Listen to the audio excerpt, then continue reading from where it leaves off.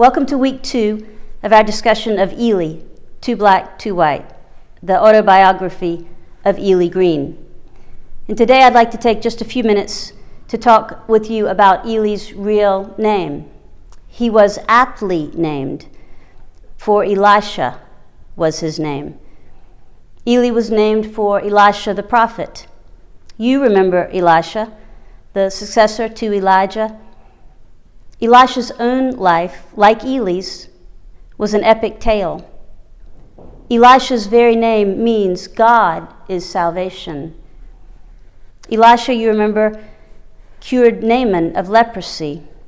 In the Hebrew scriptures, we find two types of Elisha stories. We find these lengthy, sweeping narratives, and then we find short stories in which Elisha performs often miraculous acts to ease the suffering of individuals.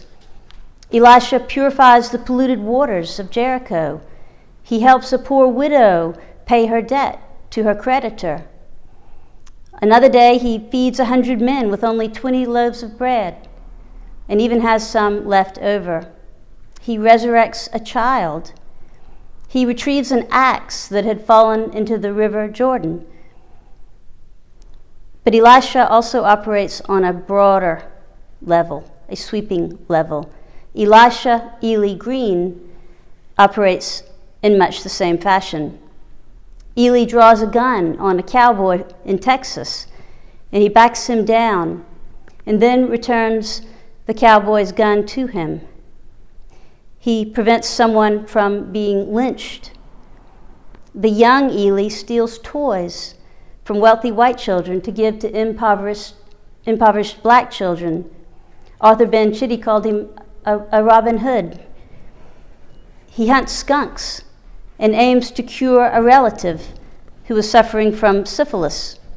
Wherever Ely Green finds himself, from Sewanee to Texas to California to France in World War I, he strives to make life better for others, all the while asking the big questions pertaining to life and humanity and equality.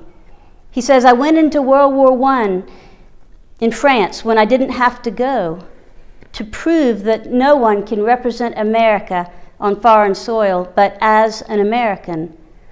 I refused on my return to be discharged as a Negro. I have all my life fought for the rule of law. Prophets help us to see.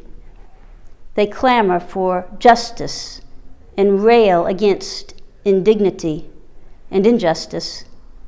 Elisha Green lived his entire life in such a manner, seeking God's salvation, God's wholeness for himself and humanity.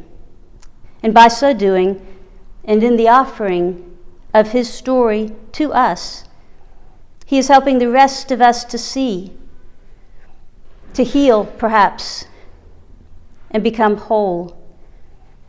Next week we'll discuss chapter 1, which is titled In God's Mountains. Thank you so much for joining us.